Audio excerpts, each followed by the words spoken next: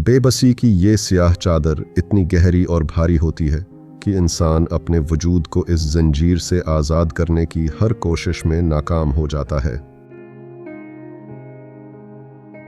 कभी ऐसा भी होता है कि हालात का तूफान सीने की डार्कनेस को इतना फैला देता है कि हाथ सिर्फ सिसकते हैं, उंगलियां टूटे हुए ख्वाबों की खाक छानती हैं और ज़बान पर कोई फरियाद नहीं रहती। उस लम्हे लंबी सांसों के सिवा कोई रास्ता नहीं बचता। ये सांसें, ये खामोशी से चीखती आहें, गोया रूह के जख्मों से उबलता हुआ लहू हो जो बेसदा बह रहा हो।